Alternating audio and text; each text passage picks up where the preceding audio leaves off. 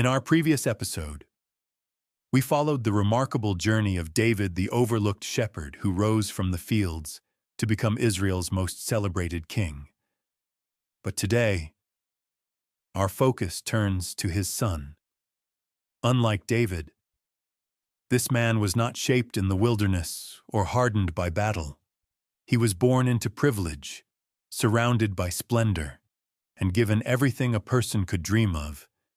Yet, in the end, he lost it all.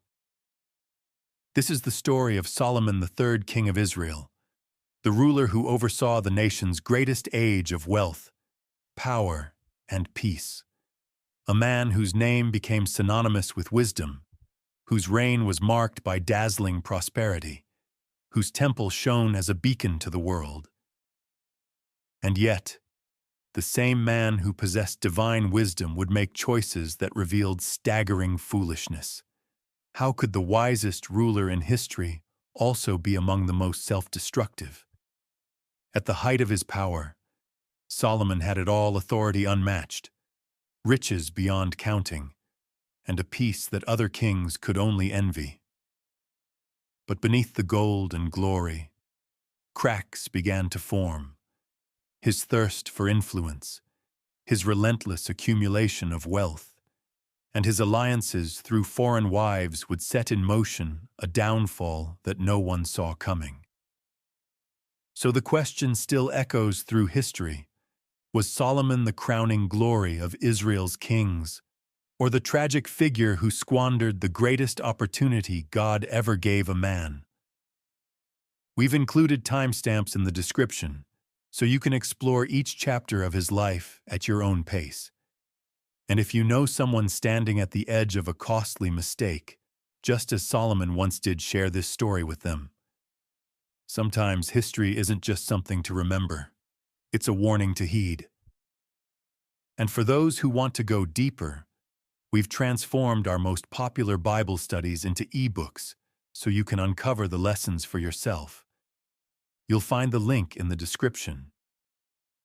If you'd like this video in ebook format, let us know in the comments. And if you want to support this channel so we can continue making powerful content to bring people closer to God, you can use the link below. Now let's dive deep into the rise and fall of King Solomon, a story like no other. Solomon's story doesn't begin with glory. It begins with scandal, long before he was born, before he ever held a scepter or sat on a throne. His parents, King David and Bathsheba, were at the center of one of the most shocking and devastating scandals in Israel's history. A king's lust, a woman's sorrow, a husband's murder, and a child born from it all. David had been a righteous king, a man after God's own heart. But even the greatest can fall. One night he saw Bathsheba, a beautiful woman, bathing on a rooftop. Instead of looking away, instead of walking in righteousness, David took her. But Bathsheba was not just any woman. She was the wife of Uriah, one of David's most loyal warriors. And when she became pregnant, David panicked. He tried to cover it up, calling Uriah back from war, hoping he would sleep with his wife and believe the child was his. But Uriah refused to go home, saying he couldn't enjoy his wife while his fellow soldiers were still in battle. David, once a shepherd boy who trusted in God, had now become a man who relied on deception. When his plan failed, he did something unthinkable. He arranged Uriah's death. He sent him to the front lines, ordering his commander to pull back so Uriah would be killed, a murder disguised as war. David took Bathsheba as his wife, but God was watching, and he sent the prophet Nathan with a message that shook David to his core. "You are the man." 2 Samuel 12:7. Nathan exposed everything. God saw it all, and he declared judgment. The child conceived in sin would die, and he did. Bathsheba wept. David wept. The weight of sin had crashed down upon them. But even in judgment, God's mercy was at work. Bathsheba conceived again. This time a child was born, not in scandal but in restoration. His name Solomon.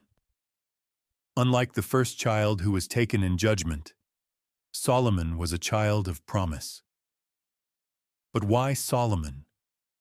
Why out of all of David's sons was this one chosen to be king? David had many sons. In human terms, the firstborn should have been king. His oldest son Amnon was the natural heir. But Amnon was wicked, committing an unspeakable crime against his own sister. God rejected him. His next son Absalom was charismatic and powerful. He even led a rebellion against his own father to take the throne. But he was consumed by pride, and he too was struck down. One by one, David's older sons fell, and God's choice became clear. Solomon wasn't the strongest. Solomon wasn't the oldest. Solomon wasn't the most obvious choice. But Solomon was the chosen one, and it was confirmed by Nathan the prophet, the same man who had once condemned David for his sin. Now Nathan would play a role in securing Solomon's destiny. David was old, his strength was failing, and one of his other sons, Adonijah, decided it was time to take the kingdom for himself. He declared himself king while David was still alive, gathering military leaders and priests to support him. It was a full-scale coup. But Nathan and Bathsheba acted fast. They went before David and reminded him of God's promise, that Solomon was meant to be king. David, though weak, took action immediately. He called Zadok the priest, Nathan the prophet, and Benaiah the warrior, and commanded them to take Solomon, anoint him with oil, and seat him on the throne. And so Solomon was crowned king, while Adonijah was still celebrating his own fake coronation. Adonijah heard the noise, the trumpets blasting, the people shouting, "Long live King Solomon!" And he knew he had lost. Solomon was no longer just a child of scandal. He was now a child of destiny. The world had seen him as a reminder of David's darkest moment, but God had turned it into a symbol of his grace. Solomon's birth was proof that God can take what is broken and make it whole. That God can take what began in failure and transform it into something glorious. But the question remained, would Solomon stay faithful to the God who had chosen him, or would he let his power corrupt him? The story of Israel's most glorious, yet most tragic king was only beginning. The battle for the throne was far from over. Solomon may have been anointed king, but power is never handed over easily. There were still those who believed the throne belonged to someone else, and in the shadows men plotted. Blood would be spilled before Solomon could truly rule. Adonijah had declared himself king first. It had been a bold, reckless move. He was David's oldest surviving son. In his eyes, the throne was his birthright. While David lay weak and dying, Adonijah had already begun his coronation. He gathered military leaders, powerful priests, and Israel's nobility, hosting a massive feast to celebrate his victory. But Adonijah's greatest mistake, he did not invite Solomon. It was a clear message. He saw Solomon as a threat. But while Adonijah feasted, drank, and celebrated, news came that shattered everything. The trumpets had sounded. The people of Jerusalem were shouting in the streets, "Long live King Solomon!" It was over. David had given the command. Solomon was the rightful king. When Adonijah heard what had happened, his heart dropped. The people had turned. The throne was no longer his. His supporters abandoned him instantly. He ran, not to his warriors, not to his allies, but to the only place he thought he could be safe, the altar of God. Adonijah grabbed hold of the horns of the altar and refused to let go. In ancient Israel, this was a desperate plea for mercy. It was an unspoken rule. No one could be killed while holding the altar.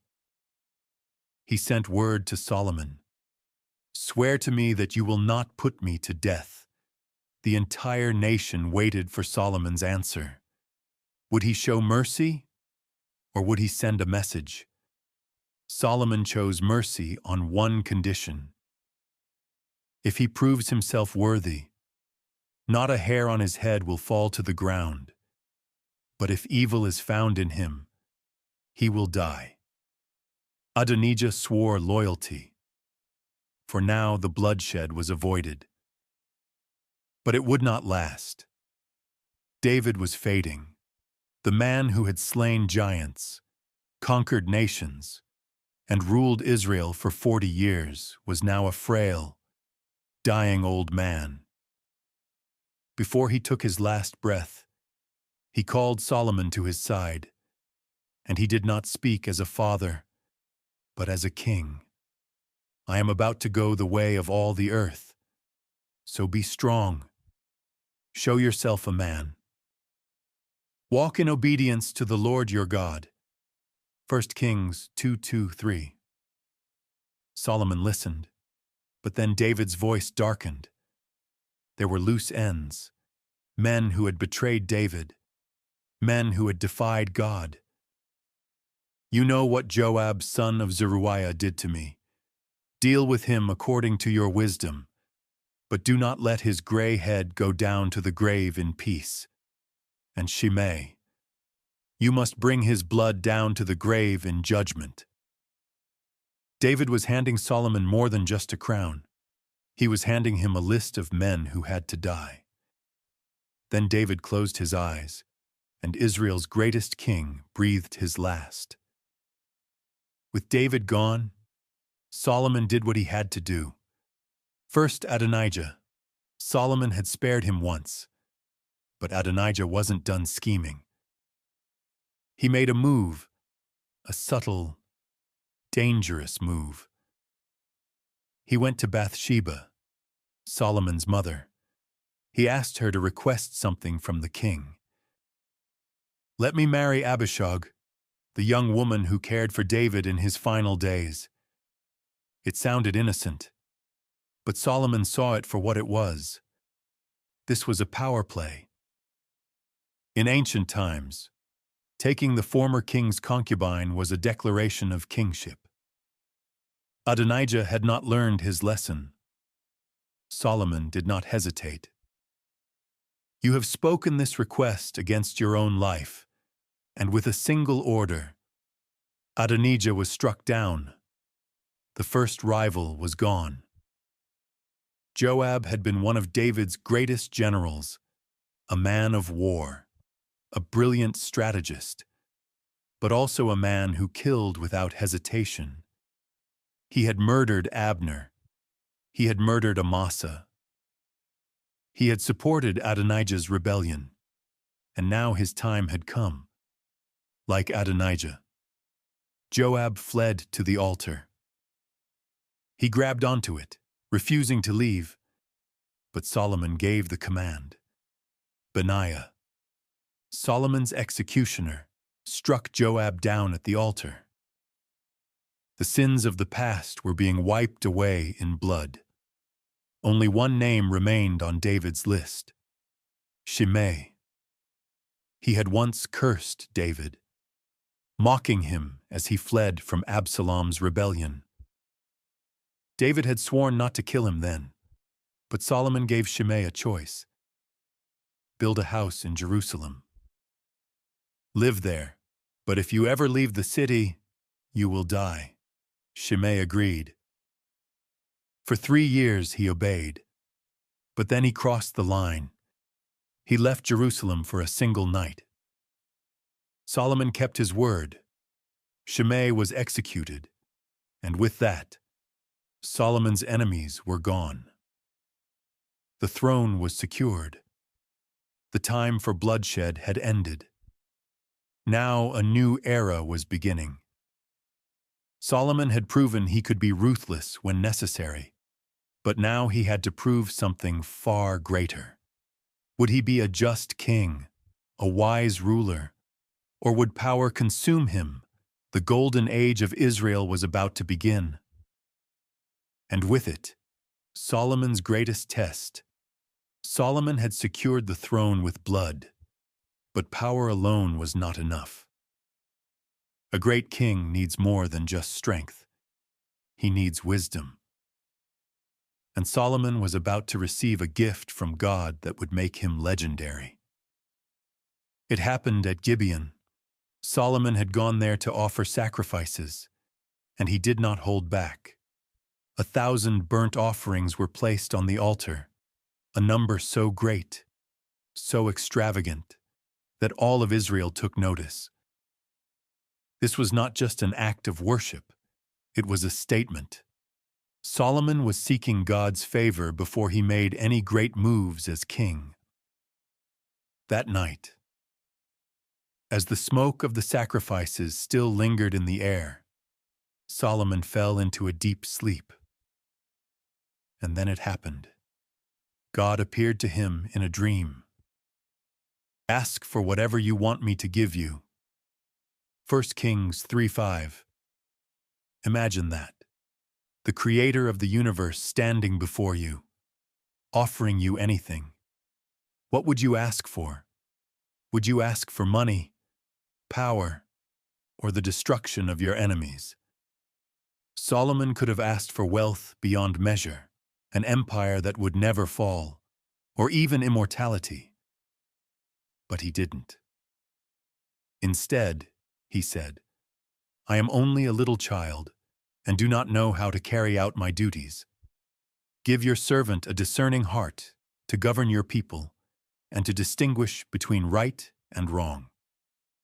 1 Kings 3:7-9. In other words, give me wisdom.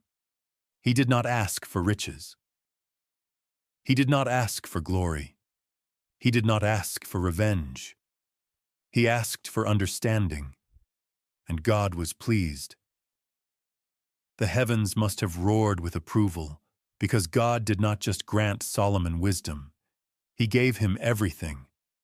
"Since you have asked for this, and not for long life or wealth for yourself, I will do what you have asked. I will give you a wise and discerning heart, so that there will never have been anyone like you, nor will there ever be." But that wasn't all.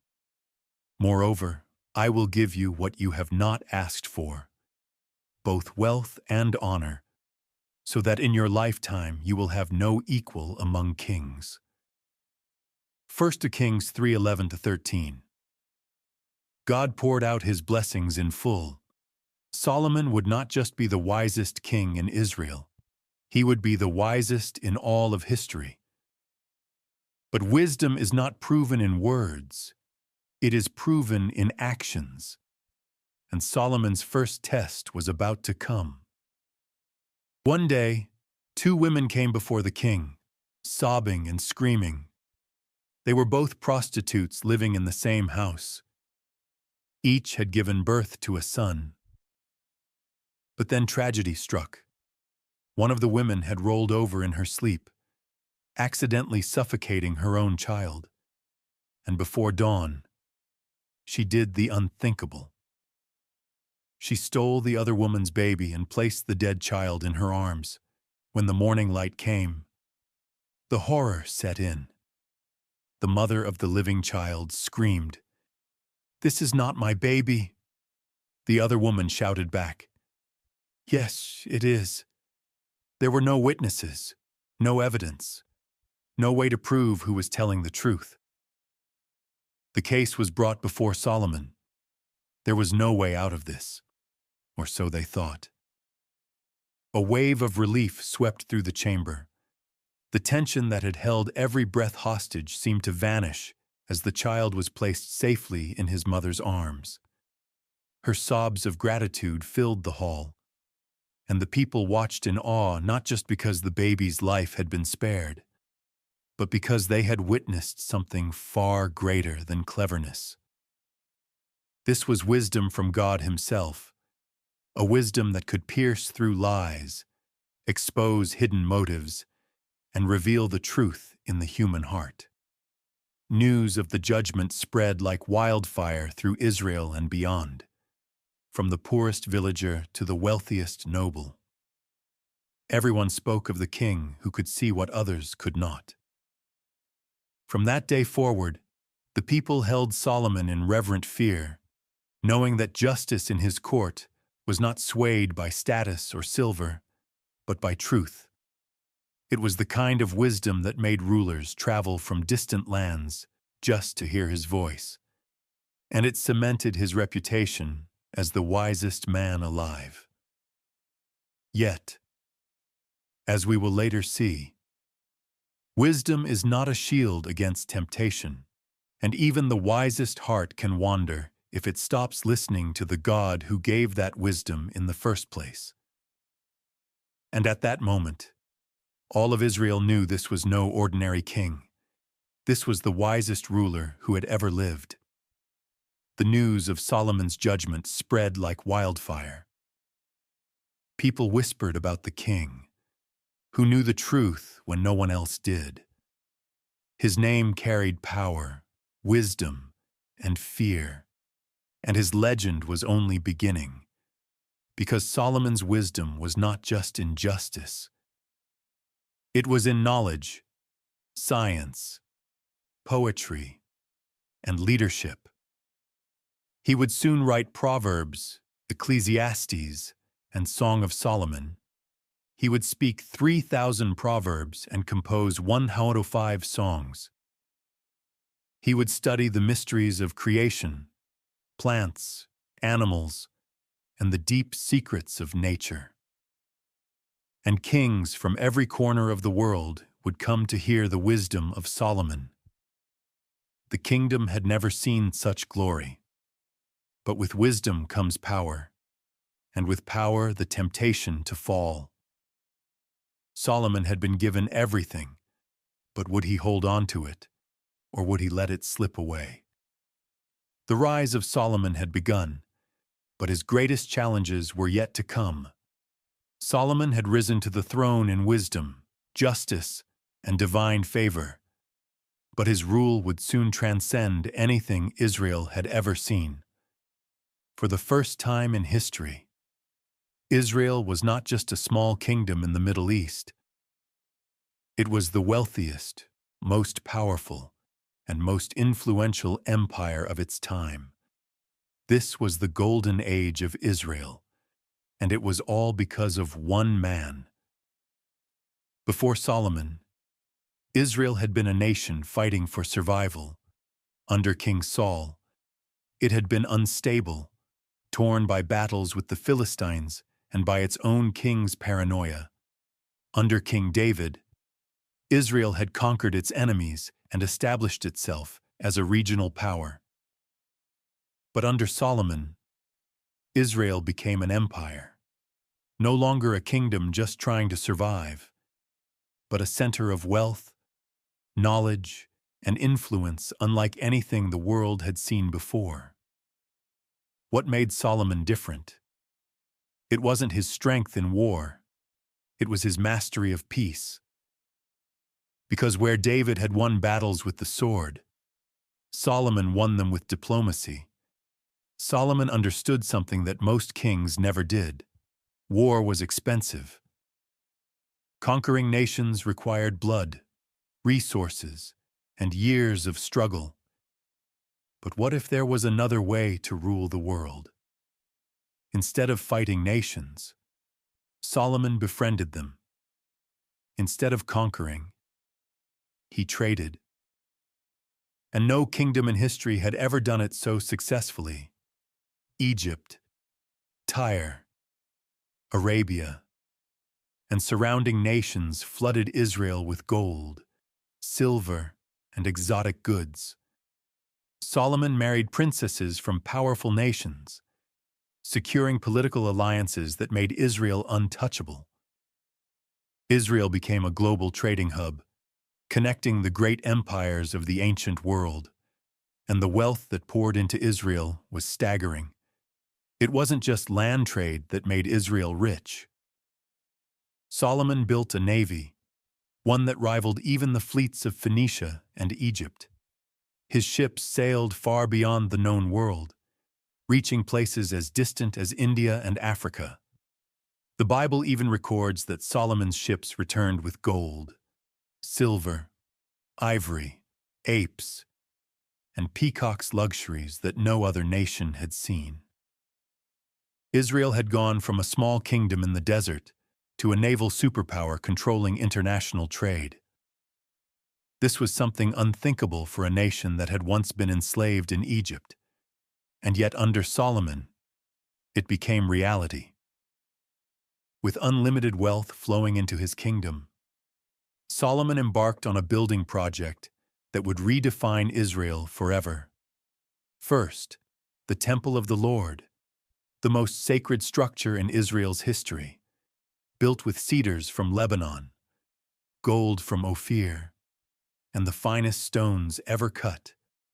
A temple so majestic, so breathtaking, that it became one of the wonders of the ancient world. But Solomon didn't stop there. His royal palace was just as extravagant. He built fortified cities, aqueducts, public buildings, and roads, transforming Israel into a modern metropolis. And then there was his throne, a masterpiece of gold and ivory, lined with 12 lions, leading up to his seat of power, a throne so magnificent that no other king on earth had anything like it. Solomon wasn't just ruling Israel, he was ruling civilization itself. Word of Solomon's greatness spread far beyond Israel's borders. One of the most famous visitors was the Queen of Sheba. She had heard the rumors, the stories of a king so wise, so powerful, and so wealthy that his kingdom defied imagination. But she didn't believe it. So she came to see for herself. With a massive caravan of gold, spices, and precious stones, the Queen of Sheba entered Jerusalem, expecting to find exaggeration. Instead, she was left speechless. I did not believe these things until I came and saw with my own eyes. Indeed, not even half was told me. In wisdom and wealth, you have far exceeded the report I heard. 1 Kings 10:7. She had never seen such wisdom, such riches, such power. And she had ruled an empire herself. The greatest rulers on earth came to sit at Solomon's feet, to hear his wisdom, to witness his empire. For a moment in time, Israel was the center of the world. But how long could it last? Because wealth and power are dangerous, and Solomon was about to learn that firsthand. Solomon had it all: wisdom, wealth, power, peace. But with great success comes great danger, because prosperity breeds complacency, power invites compromise. And Solomon, once the wisest king in history, was about to make the biggest mistake of his life. His kingdom was at its peak, but his heart was beginning to turn. He had built an empire, but now he was about to build his downfall. How did the greatest king in history lose everything? The answer is in the next chapter of Solomon's life. For centuries, Israel had worshipped God in a tent, a temporary tabernacle built in the wilderness under Moses. It was a sacred place, but it was never meant to be permanent. David, the great warrior king, had longed to build a house for God, a place where his presence would dwell forever. But David was a man of war, and so God told him, "You have shed much blood and have fought many wars. You are not to build a house for my name, but your son, whom I will set on your throne, will build the temple for my name." Chronicles 22, 8-10. Now that moment had arrived. Solomon, the wisest, wealthiest king in Israel's history, was about to build something that would stand as a wonder of the ancient world, a structure so magnificent, so unlike anything the earth had ever seen, that it would declare to all nations, "This is the house of the Almighty God." But the temple would not just be a building of stone and gold.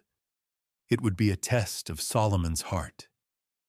Would he remain faithful to the God who had given him everything, or would the very wealth and power that built the temple become his greatest downfall? Solomon didn't waste a moment. The moment his kingdom was established, he began preparing to build the greatest temple in history. He summoned artisans from every land, bringing the finest craftsmen from Tyre, Phoenicia, and beyond. He recruited over 180,000 workers, laborers, stonemasons, and metalworkers to complete the project. The materials, only the best of the best, cedar and cypress from Lebanon, the finest wood in the world, massive stones perfectly cut and polished, so precise they fit together without mortar, gold from Ophir, silver from Sheba, bronze from Egypt, wealth beyond comprehension. For 7 years the work continued, and when it was finished, there was nothing like it on earth. The dimensions alone were staggering: 90 feet long, 30 feet wide, and 45 feet high, 1 King 6, 2. But the grandeur, indescribable.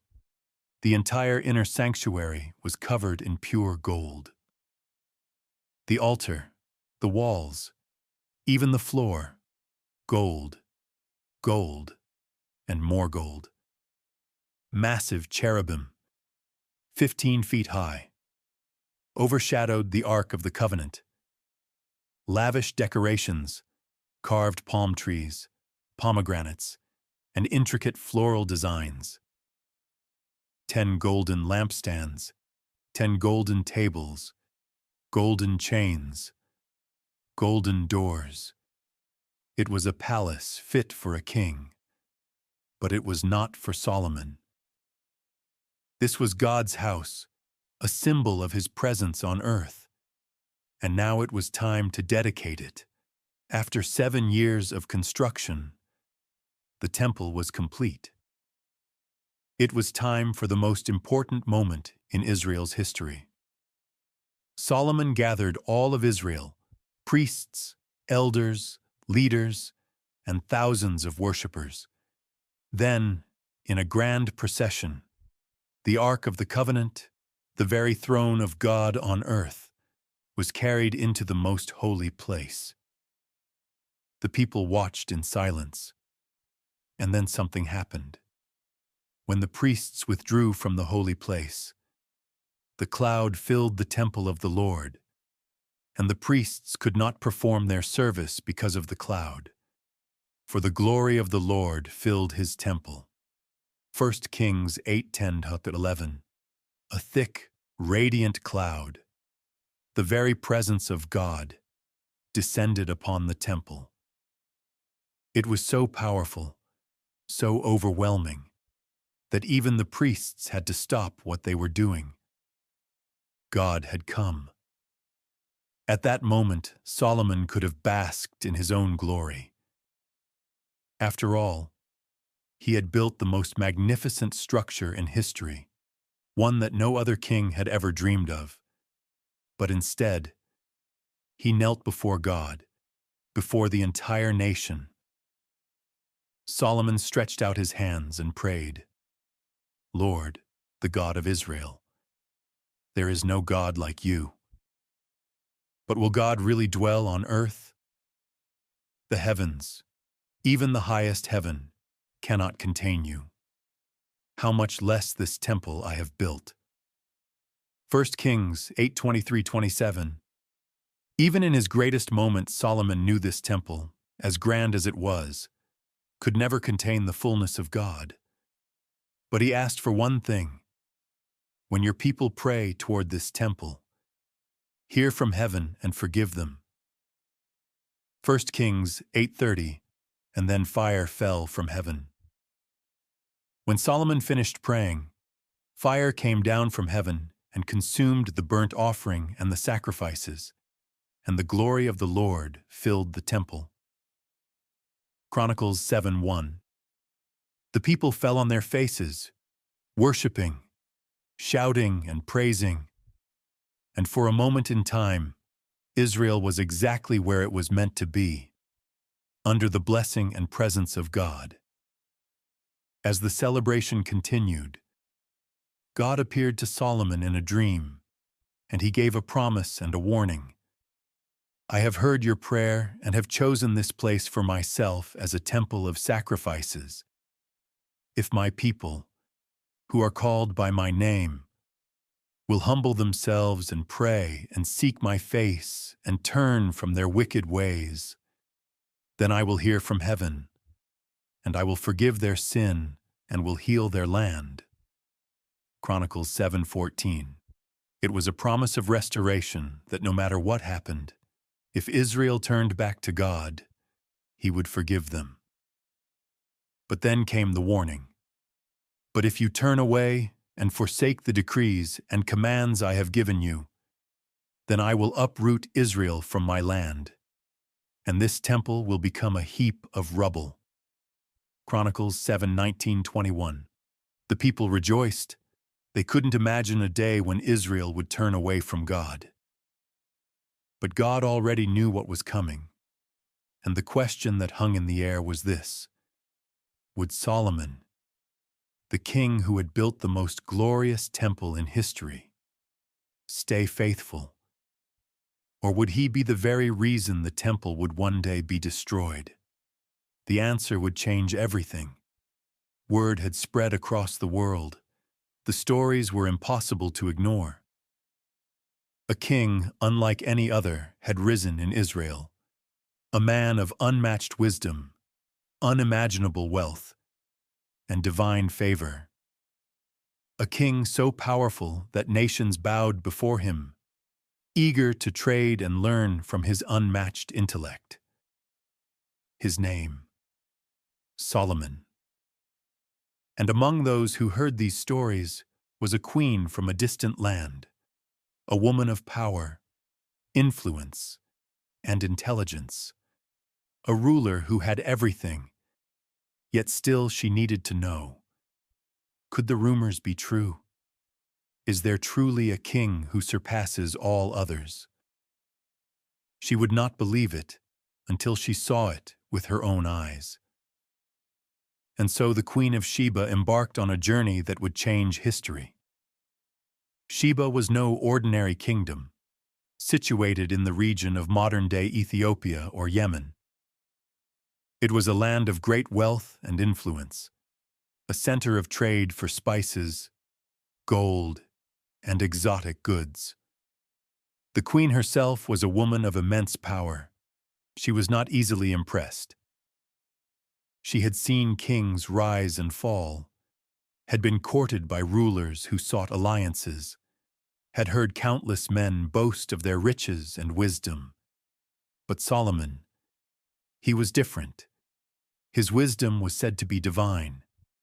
His riches were beyond comprehension, and his God, the God of Israel, was unlike any other. She had to see for herself, and so she loaded her camels with treasures, gold, spices, and precious stones. She gathered her best scholars, scribes, and servants, and set off on a treacherous journey across deserts and mountains, a journey that spanned nearly 500 miles, one of the longest and most dangerous expeditions of the ancient world. But she was determined, and when she arrived in Jerusalem, what she saw left her breathless. The moment she entered Solomon's court, she knew. The rumors hadn't even come close to the truth. The palace was like nothing she had ever seen, a masterpiece of architecture adorned with gold, ivory, and cedar from the finest lands. The air was filled with the scent of incense, a fragrance of wealth and power. The throne of Solomon, a structure of pure gold, inlaid with ivory, with 12 lions standing beside it, was the most magnificent royal seat on earth. And then there was Solomon himself, a man whose wisdom was evident even in his silence. His eyes held knowledge beyond his years, and when he spoke, even the Queen of Sheba, one of the most powerful rulers in history, was left speechless. She came to test Solomon with hard questions. But when she saw all the wisdom of Solomon, the house he had built, the food on his table, the seating of his officials, there was no more breath in her. 1 Kings 10:1-5. For the first time in her life, she was outmatched, and she knew it. The Queen of Sheba had not come to admire gold. She had come to test Solomon, to see if his mind was truly as sharp as they claimed. She brought riddles, mysteries, and problems so complex that they had baffled the wisest minds in her own court. She thought surely he will falter, but he didn't. Every question she asked, he answered effortlessly. Every riddle she posed, he solved with ease. Every challenge she gave, he conquered. And with each answer, her awe deepened. This was no ordinary man. This was a king appointed by the divine. She finally spoke. "The report I heard in my own country about your achievements and your wisdom is true, but I did not believe it until I came and saw with my own eyes. Indeed, not even half was told to me. In wisdom and wealth, you have far exceeded the report I heard." 1 Kings 10:6-7. And then she blessed the God of Israel, acknowledging that Solomon's greatness was not his own doing, but the work of a divine hand. This was more than admiration. It was recognition. The gods of Sheba could not compare. The kings of the earth could not rival him. The God of Israel was above them all. But the Queen of Sheba had not come empty-handed. She had brought an offering fit for a king. 120 talents of gold, over 4 tons of pure gold, worth hundreds of millions in today's currency. Countless spices and precious stones, treasures of the highest value, rare incense and perfumes, gifts worthy of a divine ruler. And Solomon, he outgave her. He showered her with gifts even greater than what she had given him. For Solomon was not just a receiver of wealth, he was a giver, a king of abundance. The queen left Jerusalem not just richer in gold, but richer in wisdom. The Queen of Sheba's visit was not just an ancient diplomatic mission, it was a prophecy of the future. Generations later, Jesus Christ would reference her, saying, "The Queen of the South will rise at the judgment with this generation and condemn it, for she came from the ends of the earth to listen to Solomon's wisdom, and now something greater than Solomon is here." Matthew 12:42. She had recognized true wisdom when she saw it. She had acknowledged the one true God. And yet many in Jesus' time refused to recognize the ultimate king, the one greater than Solomon. Her story was a warning. Would people today recognize true wisdom, or would they reject the king standing before them? Solomon was at the height of his power. His wisdom had drawn kings and queens from across the world. His wealth was unrivaled. But something was beginning to change. Because even the wisest man on earth can fall into foolishness. And the Queen of Sheba's visit, it was one of the last great moments of Solomon's reign, before the slow descent into compromise, greed, and destruction. The question was, would Solomon remain faithful to the God who gave him everything, or would he become the very king he was warned never to be? The next chapter of Solomon's life would reveal the answer. He had everything, wealth beyond imagination, wisdom that surpassed every ruler on earth, a kingdom that stretched farther than any Israelite king before or after him. For years, Solomon was unstoppable. He had built the temple, expanded his empire, and earned the admiration of kings and queens across the world. But then, he made one mistake, a mistake that would slowly, quietly, but inevitably destroy everything he had built. A mistake so seductive that it didn't feel like a mistake at all. Solomon's downfall didn't come from a foreign army storming the gates. It wasn't a coup from his generals, nor a revolt from his own people. No, his undoing came from something far more subtle, something that felt harmless, even beautiful at first. It came from love, or, at least, what he believed was love. Picture the splendor of a royal wedding. The groom, draped in the finest garments, stands proud before the nation. The bride, adorned in gold and jewels, walks toward him while the people cheer. The union is celebrated not just as a personal joy, but as a political victory. But this was not just one wedding, and this was not just one bride. Year after year, Solomon took another wife, then another, and another still. Princesses from distant kingdoms, daughters of rulers whose languages and customs were foreign to Israel. 700 women became his wives, and beyond them, 300 concubines, women who lived within the royal palace yet were never granted the full title of queen. 1,000 women in total. Why? Was it simple lust? The hunger for beauty and pleasure? Perhaps, in part. But the truth is more complicated. In the ancient world, marriage was rarely just about romance. It was about politics, strategy, and survival. Kings married to build alliances, seal treaties, and secure the loyalty of other nations. If a ruler wed the daughter of a neighboring king, it sent a clear message. Our kingdoms are united. If Solomon married a pharaoh's daughter, Egypt would not invade Israel. If he took the princess of Tyre as his wife, trade routes to the north would remain open.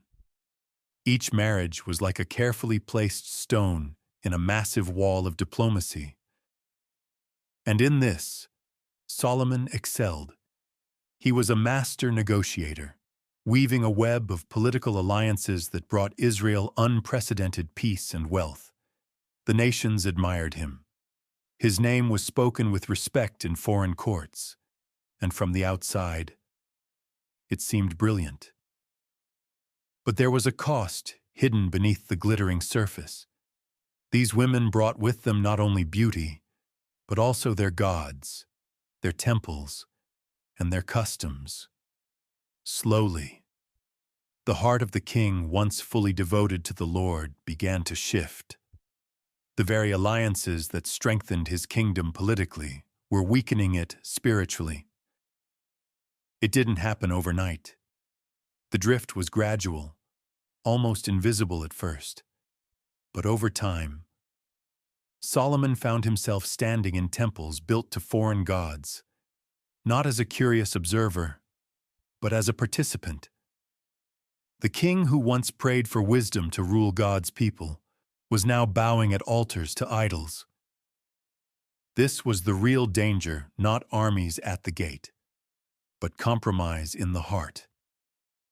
The wisest man in the world was trading obedience for influence, faithfulness for security, and devotion for diplomacy. And when you trade away your devotion to God, the fall is only a matter of time. If he married a princess of Moab, he could secure their land and resources. If he married an Ammonite or Sidonian woman, their kingdoms would become part of his network of power. Every wedding wasn't just a union, it was a strategy.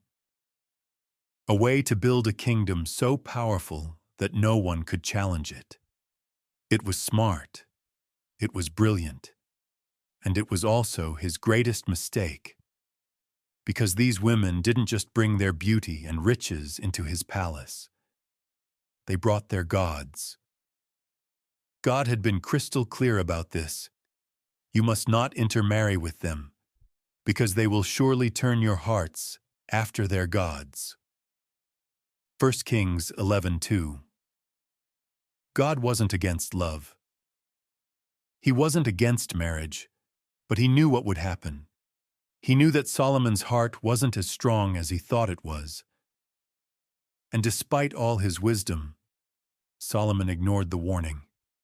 At first, it didn't seem like a big deal.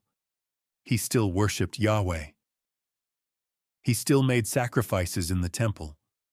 But then, a small compromise here, a little tolerance there. A Moabite princess wanted to build a shrine to her god, Chemosh. And Solomon allowed it. An Ammonite queen wanted to honor Moloch. So Solomon built an altar. A Sidonian wife wanted to pray to Ashtoreth. And Solomon let it happen. And before long, Jerusalem, the holy city of God, was filled with altars to foreign gods. The same Solomon who built the temple of Yahweh was now building shrines for idols, and slowly, quietly, but inevitably, his heart changed. It happened so gradually, he didn't even notice. At first, he still prayed to God. But now, he also prayed to Ashtoreth. He still sacrificed in the temple, but now, he also made offerings to Chemosh and Moloch. How did it happen? How did the man who wrote, "The fear of the Lord is the beginning of wisdom," Proverbs 9:10 become a king who worshipped idols? It wasn't sudden. It wasn't dramatic. It was one small compromise at a time, until one day, Solomon, the wisest man on earth, was no longer wise at all. Solomon thought he was securing his kingdom, but his choices were actually tearing it apart. The God who had given him everything was now watching him give his heart to idols. And God had one final message for Solomon. "Since this is your attitude, and you have not kept my covenant, I will most certainly tear the kingdom away from you." 1 Kings 11:11. Not in his lifetime, but in his son's. Because what Solomon built, his son would destroy.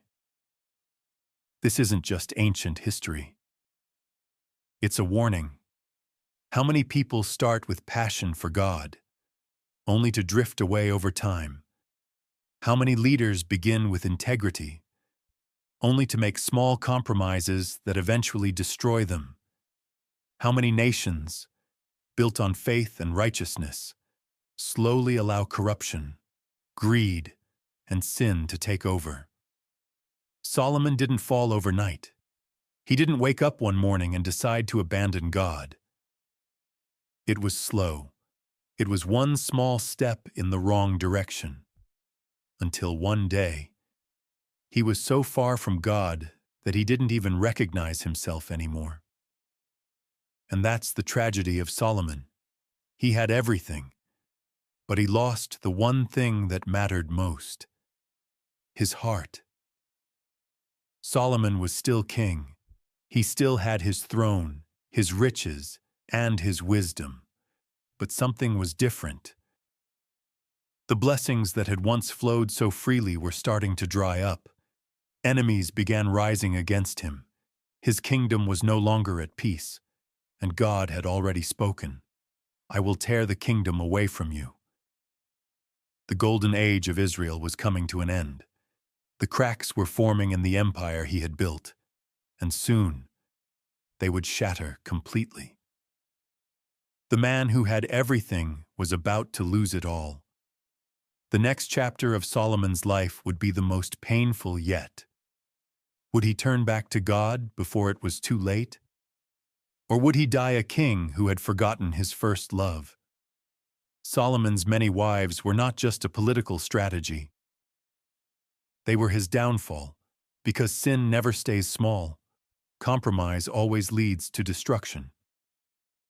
And when we give our hearts to anything other than God, we lose everything. The question is, are we making the same mistake today? At the height of his power, Solomon had no equal. His wealth was unmatched. His wisdom was legendary. His kingdom was at peace. But power has a way of making men forget. Solomon had everything, yet he was about to lose it all. Not to war, not to rebellion, but to his own heart. Because while he built the most magnificent temple for God, he also built altars for gods that weren't real. He thought he was securing his kingdom. Instead, he was signing its death sentence. And when God finally spoke, his message was clear, terrifying, and final. "Because you have done this, I will surely tear the kingdom away from you." 1 Kings 11:11. Solomon, the wisest man on earth, had become the greatest fool. Imagine the glory of Jerusalem at its peak. The temple covered in gold shimmering under the sun. The streets overflowing with merchants and treasures from across the world. The people living in peace and prosperity like never before. But beneath the surface, something was wrong. Because hidden among the hills of Jerusalem, another sight had appeared. Altars, shrines, temples, not for Yahweh, the God of Israel, but for Moloch, for Ashtoreth, for Chemosh. Solomon, the king who had once prayed for wisdom, was now building temples for false gods. How did this happen? How did the man who wrote "Fear of the Lord is the beginning of wisdom" Proverbs 9:10 end up worshiping idols? The answer was simple: compromised. It started small. A Moabite princess asked to honor her gods. A Sidonian queen requested an altar to Ashtoreth. A wife from Ammon wanted to burn incense to Moloch. And Solomon, the great diplomat, wanted to keep the peace. So he allowed it. Just one altar at first, then another, and before he knew it, Jerusalem, the holy city of God, was filled with places of idol worship, and worst of all, Solomon himself began to take part. His wives turned his heart after other gods, and his heart was not fully devoted to the Lord his God. 1 Kings 11:4. The king who had built the temple of Yahweh was now bowing before statues of stone. God had been patient. God had been merciful. But now God was angry. And when God is angry, kingdoms fall. Solomon had broken the very first commandment. You shall have no other gods before me. Exodus 23. He had led Israel into sin. He had betrayed the covenant. And now judgment was coming. God appeared to Solomon one final time. And this time there was no blessing, no promise of wisdom, no reward, only a sentence. Since you have done this and have not kept my covenant, I will surely tear the kingdom away from you and give it to one of your subordinates. Kings 11:11. The golden age of Israel was over. The kingdom would be divided, and it was all because of Solomon. But in one act of mercy, God made a promise. For the sake of your father David, I will not do this in your lifetime, but I will tear it out of the hand of your son. 1 Kings 11:12. Solomon wouldn't see the fall, but his son would, and what he had built would soon collapse. Not long after God's judgment, a man named Jeroboam entered the picture. He was a servant of Solomon, a strong leader, a man of great skill. And one day, as Jeroboam was leaving Jerusalem, a prophet named Ahijah appeared. And Ahijah was holding a cloak. He took it off, and in front of Jeroboam he tore it into 12 pieces. Then he looked at him and said, "Take 10 pieces for yourself, for this is what the Lord says. I am going to tear the kingdom out of Solomon's hand and give you 10 tribes." 1 Kings 11:31. Israel would be split. 10 tribes would follow Jeroboam. Only one tribe, Judah, would remain for Solomon's son Rehoboam. This was the beginning of the end, because after Solomon's death his empire would be shattered. What happened to Solomon's kingdom is not just history. It is a warning to every leader, to every nation, and to every person. When you turn from God, judgment follows. When you ignore his commands, consequences come. Look at history. How many great empires have risen to power only to fall? Rome, Babylon, Egypt, all of them had power. All of them had wealth, but all of them forgot God. And in the end, all of them crumbled. Solomon's fall is not just a story, it is a pattern. And the question is, are we following the same path?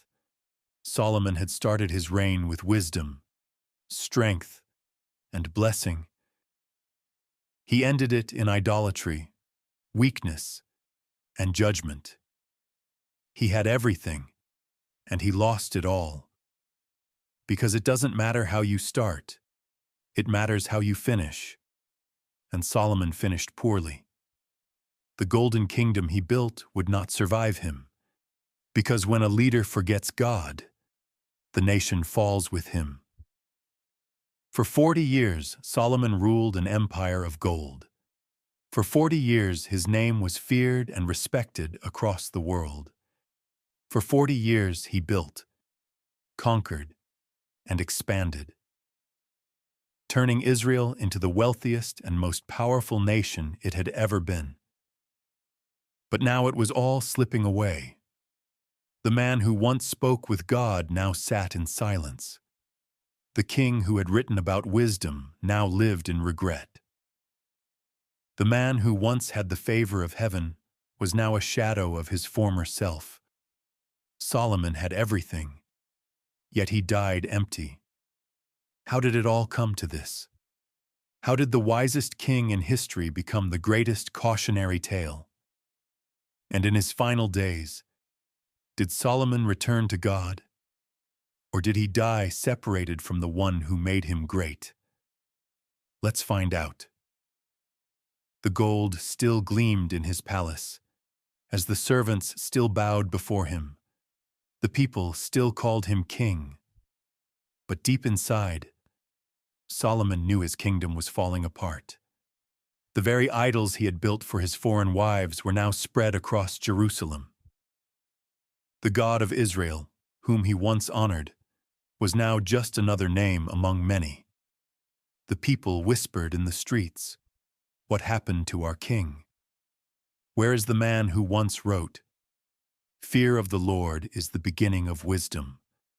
Solomon had everything a man could want, and yet, for the first time in his life, none of it satisfied him.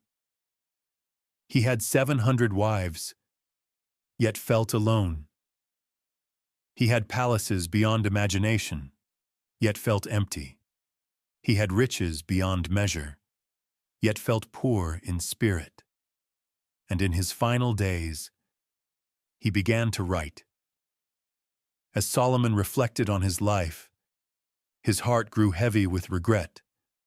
The great cities, the mighty armies, the gold and silver, none of it mattered anymore. And so he picked up his pen and wrote the words that would define his final days. Meaningless, meaningless, everything is meaningless. Ecclesiastes 1:2. The king who had everything now saw it for what it really was, temporary. His words were not filled with pride or victory. They were filled with pain and remorse. I denied myself nothing my eyes desired. I refused my heart no pleasure. Yet when I surveyed all that my hands had done, everything was meaningless, a chasing after the wind. Ecclesiastes 2:10-11. The man who had it all now realized he had nothing. And for the first time in years, Solomon turned his eyes back to God. The Bible does not give us a direct answer to this question. We don't see a dramatic scene where Solomon falls on his knees and cries out for mercy. We don't read about him tearing down the altars of false gods before his death. But what we do have is the book of Ecclesiastes, a book that reads like the diary of a broken man, a king who had wandered far from God, yet in his final years recognized his mistake. His final words in Ecclesiastes give us a glimpse of his final thoughts. Fear God and keep his commandments, for this is the whole duty of man. For God will bring every deed into judgment. Ecclesiastes 12:13-14. The man who once built temples to idols was now saying, "Fear God, obey him. Nothing else matters." Did he repent before he died? We can't say for sure, but we know he realized his mistake. We know he understood the truth before it was too late. And in the end, perhaps that was his final gift to us, a warning. A warning that wisdom without obedience leads to destruction. A warning that wealth without God leads to emptiness. A warning that even the greatest among us can fall if we forget the one who gave us everything. Solomon's death should have been a peaceful transition of power, but instead it would mark the beginning of Israel's downfall. His son Rehoboam was ready to take the throne. But there was a problem. The people were tired of the heavy taxes Solomon had placed on them, tired of the burdens of his extravagant building projects, tired of a kingdom that on the surface looked glorious, but underneath was crumbling.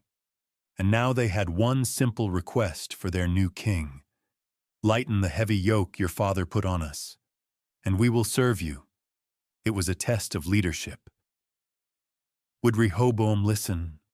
Would he rule with wisdom, like his grandfather David? Would he rule with justice, like his father Solomon once had? Or would he let pride destroy everything Solomon built? His decision would change history forever. and the kingdom Solomon spent a lifetime building would be divided in a matter of days. Solomon's story is not just history. It's a warning for today. How many great leaders start strong, only to fall to temptation? How many nations rise to power, only to crumble from corruption? How many people chase wealth and pleasure, only to find themselves empty and lost? Solomon's mistake was not in being wealthy.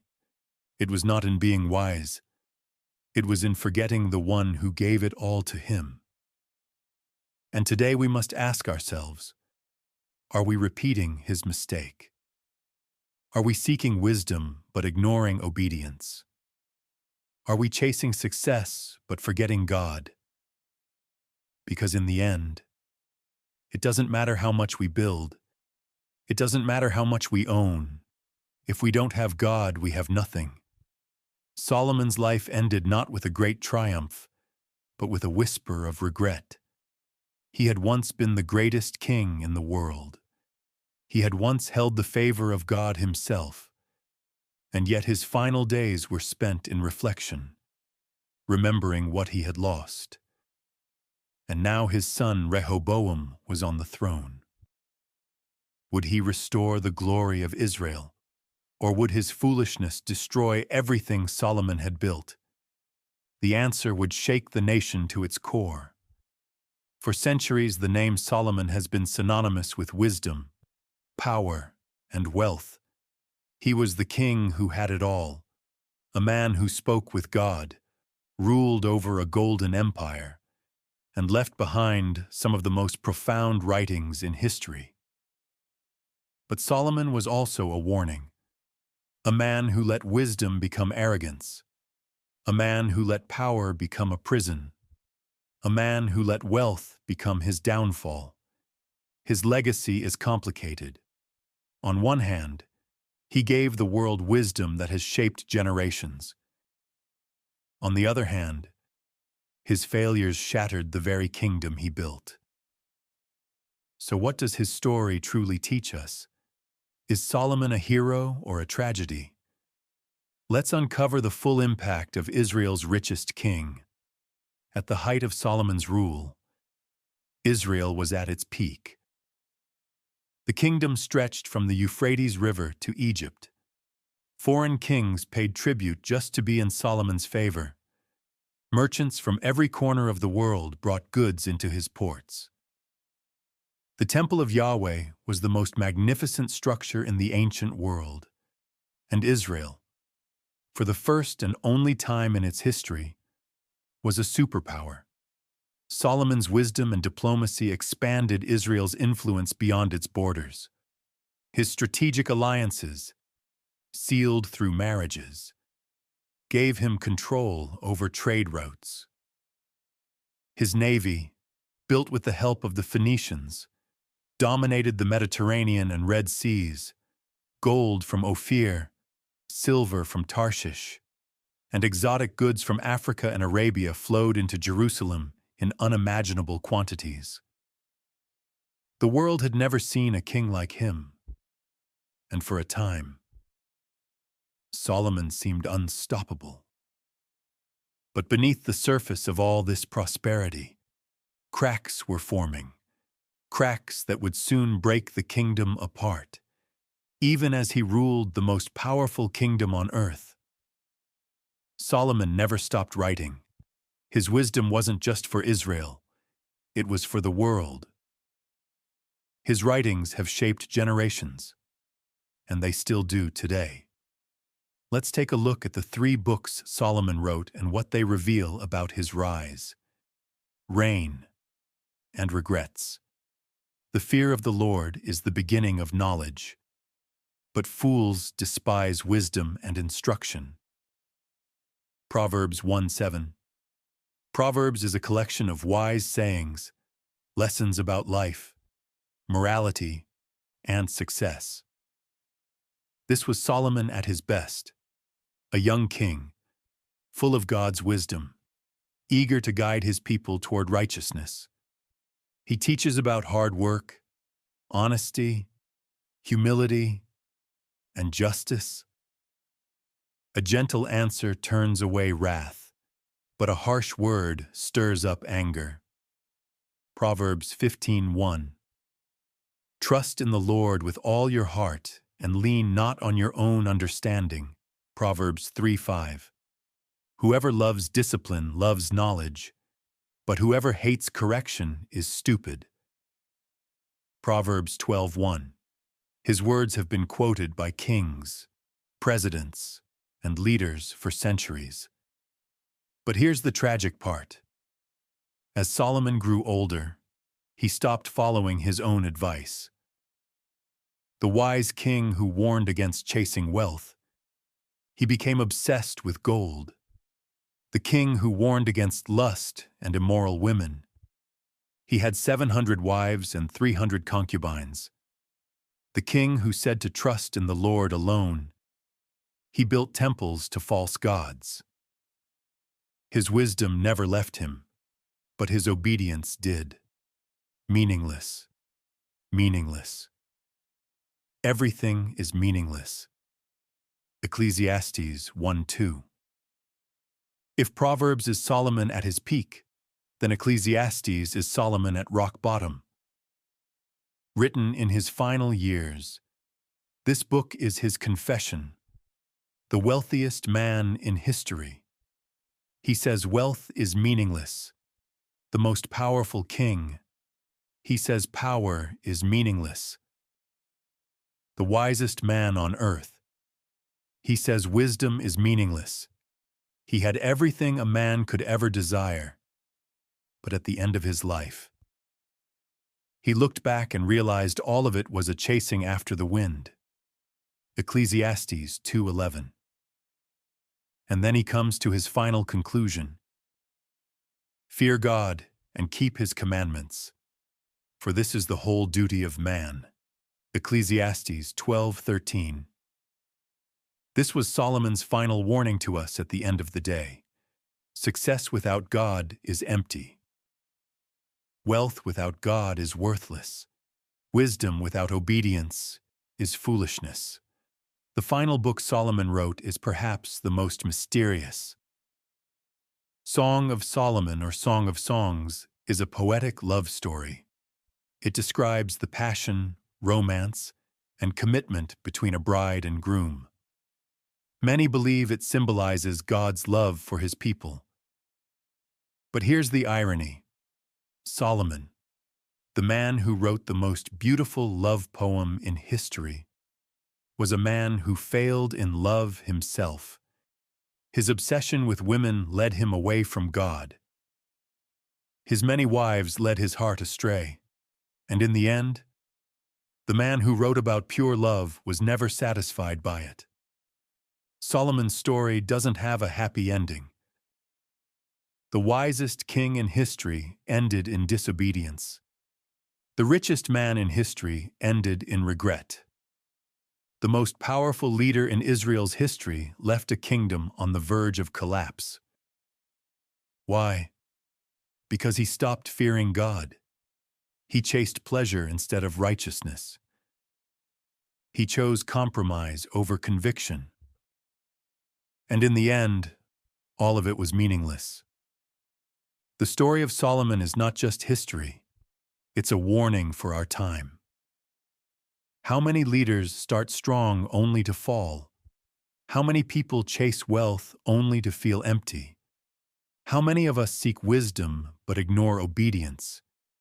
Solomon's final message to the world was this: fear God. Obey his commandments. Nothing else matters. Ecclesiastes 12:13. His legacy is one of both greatness and failure. A king who had it all yet lost everything. A man who was gifted by God yet forgot God. And today, his story still speaks. Will we learn from him, or will we repeat his mistakes? With Solomon's death, his son Rehoboam took the throne. But instead of learning from his father's failures, Rehoboam's pride and foolishness would destroy everything.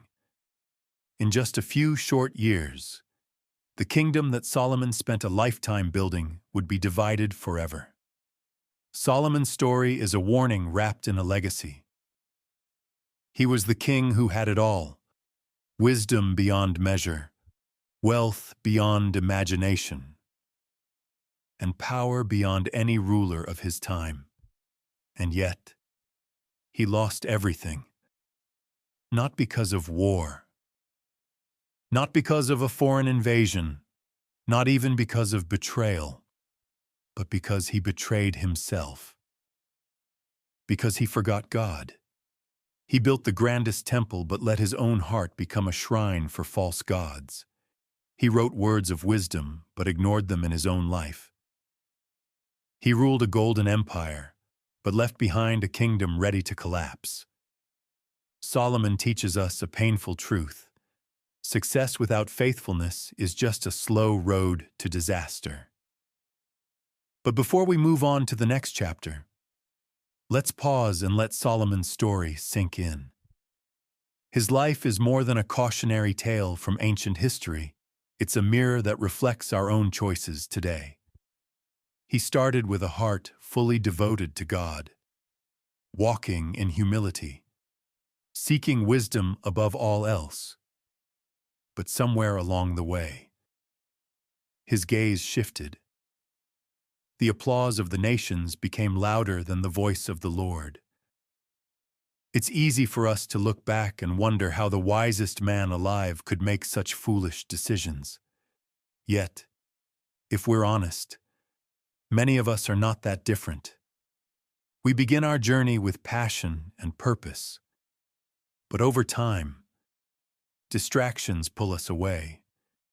It's rarely one big decision that leads to a fall. It's the small compromises, the slow erosion of devotion, the subtle pride that whispers, "I'll be fine." Solomon's downfall reminds us that wisdom alone is not enough to keep us on the right path. Knowledge without obedience is like a lamp with no oil. It may shine for a moment, but eventually the flame will die. The same God who blessed Solomon beyond measure is the God who calls us to faithfulness today, no matter how much or how little we have. And when Solomon's reign ended, the cracks he left behind became chasms. His son, Rehoboam, stepped into power with the arrogance of youth and none of his father's early humility. Instead of listening to wise counsel, he surrounded himself with voices that fed his pride. The result? A united kingdom torn in two. Brothers turned into enemies, and the golden age of Israel gone forever. As we look ahead to the next part of this story, I want to leave you with a challenge. What are you building your life on? Your career, your relationships, your own wisdom, or on the unshakable foundation of God's truth? Because history shows us that kingdoms fall, wealth fades, and power shifts.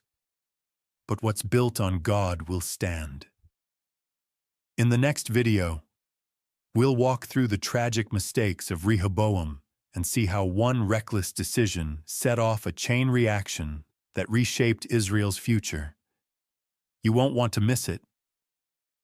If today's message spoke to your heart, take a moment to share it with someone you care about.